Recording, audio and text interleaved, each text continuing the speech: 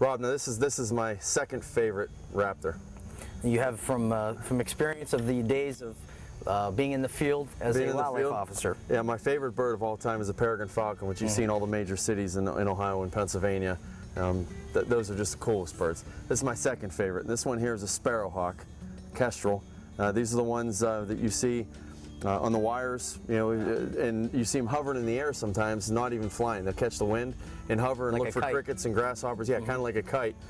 Cool bird. But then again, it is a raptor. This thing does have talons. It'll cut you. It'll get you. It'll poke you.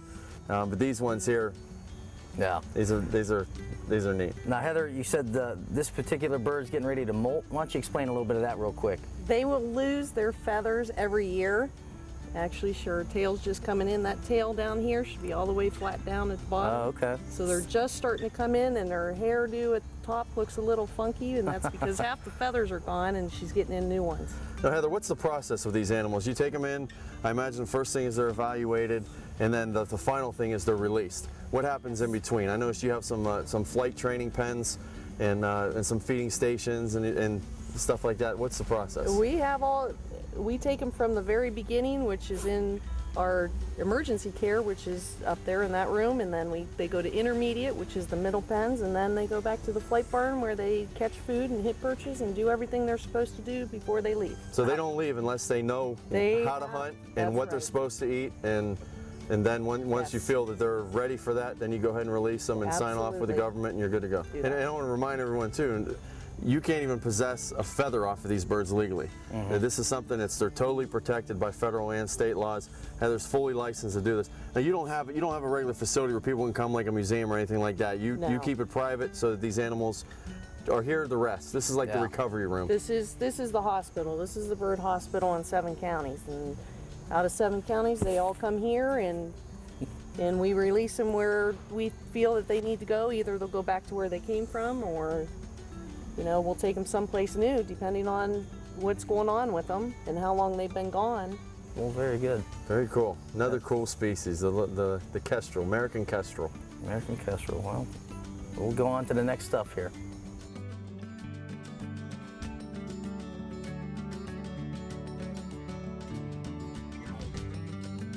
This week's Outdoor Icon Tip of the Week is brought to you by Palo Creative, advertising, marketing, and PR. Rob, today we're going to talk about optics. We've looked at a lot of birds over the last couple of weeks. We're getting into the hunting season. We want to be able to identify the ducks that are out there and look at the hawks and owls that are in the field. So we're going to talk a little bit about optics, some of the essentials that the viewers need to know about optics. First of all, I keep a small, inexpensive pair of binoculars in every vehicle that I drive. You never know when you're going to drive down the road and see that buck in the back of a field or something off in the distance that you haven't seen before, maybe in a pond or lake, some type of a duck or a bald eagle. So I make sure there's a pair of binoculars in everything that I drive. There's inexpensive pair that if you lose them, no big deal. There's also the mid pairs that I use for hunting. This is something nice and compact. I can put on a strap, keep it tucked in close. It's not going to weigh your neck down. It's not going to hurt. These ones here are 10 by 36s, and when you're talking on binoculars, all pair of binoculars have the 2 numbers with them. 10 is 10 times magnification, 10 power. There's 8 power, 10 power are kind of the common ones. Then the next number, 36, is how many millimeters the lens is, how big how big of an area you can see through the binoculars. Okay. The bigger the number there, the bigger they are. These are 10 by 36s. These are 10 by 50s, and you can see these are much bigger. And then you also have the ones for bird watching, the ones for long distances. This is a pair right here, a Nikon pair that they sell here at Dick's Sporting Goods. These ones here, waterproof. You can take them out in any weather. This is going to reach out and really touch them, really fine tune them to get you in to be able to see something that's at a farther distance. Oh yeah. And for the real avid bird watchers or hunters or sportsmen, there's a spotting scopes. If you're checking your fields where you're going to hunt, if you're checking for ducks, like I like to use these on Mosquito Lake and Pymatuning, some of the different lakes to look at the ducks during the spring and fall migration, get yourself a nice spotting scope. This will also attach to your window. You can pull the truck over on the side of the road, roll the window down, hook it up, and really see far distances. And this will help you not only be able to see the bucks, but be able to count the points and see if that's a shooter you're going to want to hunt this year. And that magnification is what? This one here goes up to 60. So 60 times closer than what the human eye would normally see it as. Wow. So that's our Outdoor Icon Tip of the Week, brought to you this week by Palo Creative. This Outdoor Icon Show factoid is brought to you by First Metropolitan Mortgage.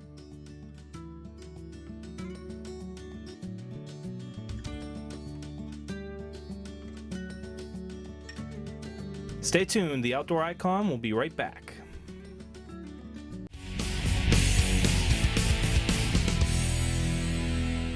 Okay, Heather, you got another critter out here. We got a red-tailed hawk. Now this one here is missing a wing, so I assume this one will never make it back to the wild. No, this one will not. This one just joined in our program. It's from Kentucky. It got amputated up in Ohio about 6 years ago. And made its way up here, so we're gonna start using her now for schools and programs to use her to teach kids about them. What's typically the lifespan of a red-tailed hawk? In the wild, it's about 15 years. In captivity with us, it'll be about 30. Oh yeah, They that long. almost double with us. Wow.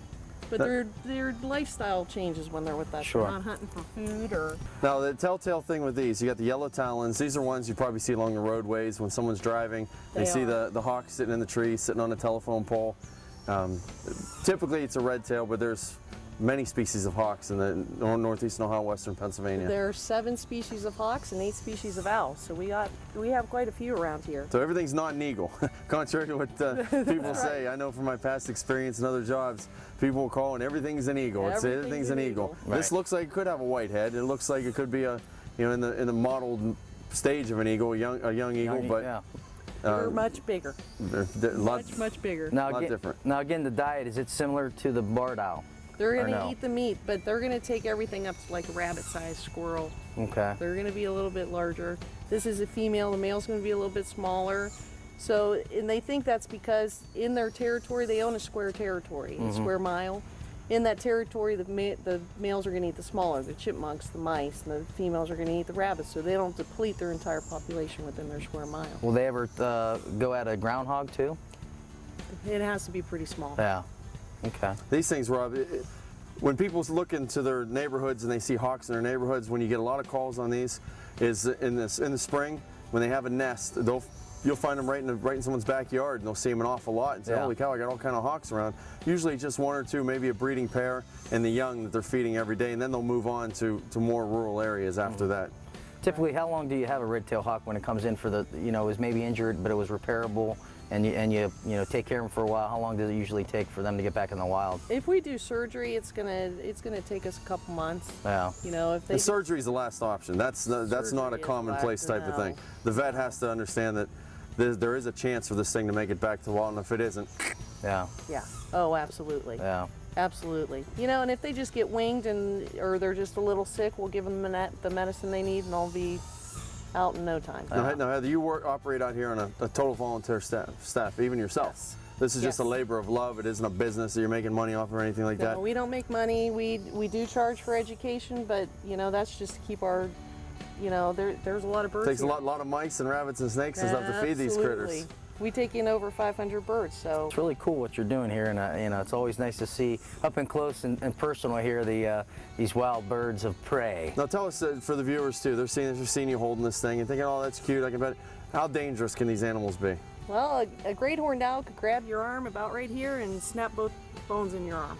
Oh, So, really? That quick? yeah. And that easy? Wow. Some people have been seriously injured by eagles that come up and smack you in the back of the head and split your head wide open. Really? This Wow. red tail could stick its talons right through my arm and into the bone, and Yeah. And dig in pretty deep. that's why I wear the gloves. But Yeah. this is our education birds. These are birds that have been worked with, they're trained. Our rehabilitation birds, they're never touched, besides getting the care that they need, and then we let them go. Right, they're on a rigorous schedule of where they need to be at a certain time, and they have to hit that That's right. schedule if they're Yeah. going to have a chance to survive. With Absolutely. minimal interaction of human Minimal, contact. minimal, Yeah. yes. To keep them wild. That makes Absolutely. sense. Well, Good. good. Heather Merritt from Birds in Flight Sanctuary. We appreciate you taking the time with us, showing us a few of the critters, and we'll look around and see some of the facilities you have here. I notice you have some ducks and a couple other non-traditional type species that I imagine you get all kinds of phone calls. We do. All right, good. Very good. Let's Thank go you. take a look at some other birds. All right. All right. If you'd like to make a donation to help us save these wonderful birds, please give us a call at 330-652-3381.